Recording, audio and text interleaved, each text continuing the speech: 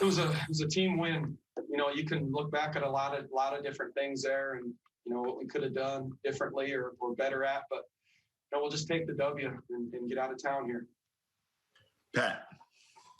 There were maybe some areas of that fourth quarter you would have liked to play better, but bigger picture on these two games, this mini series, it seemed like your group was really consistent. You outscored them in 7 of the 8 quarters. You come away with a couple of wins. What were your thoughts just on the general level of play this weekend? Just our togetherness as a team. I think our communication on the defensive end has been very good, and that needs to continue. Our team's really talking out there. You can see them connecting, they're pointing, talking to each other.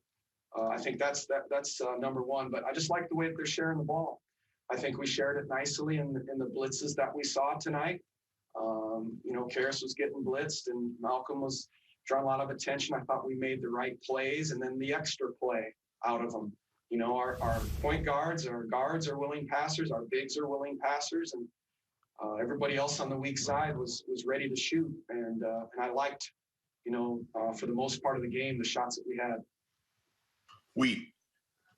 Yeah, Nate, Karras struggled with his shot for much of the night, but he had a couple big buckets there in the fourth quarter and then one late in overtime. Do you like the way he stayed aggressive throughout the night? Yep, and his teammates, really kept calling his number too, wanting them to, keep attacking. I thought his aggressiveness was great. He's hard to guard out there. And the rest of the guys, getting him the ball and giving them space. We went to him there a few times there to close the game. J. Michael. Excuse me, Nate. Seems like defensively, since I know you guys preach defense so much, there's that key stretch down there where Justin's rear pursuit takes away Robinson's look from 3.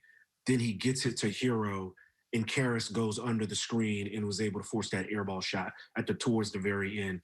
To their length and their ability to kind of fight through and make those 3-point shots difficult. How big of a factor was that, I guess, in the bigger picture? The way that it's a very big factor.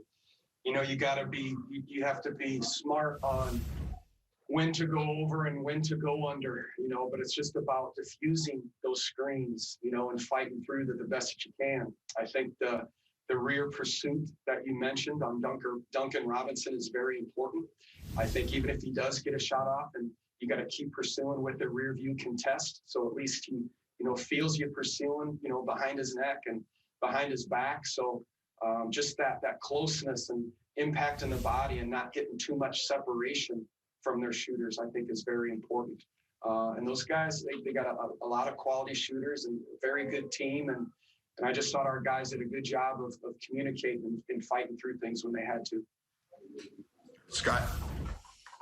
Nate, in both games, your team had 7 players in double figures in the wins. No one particularly huge. Is that maybe the pathway forward moving forward for this group is just scoring by committee?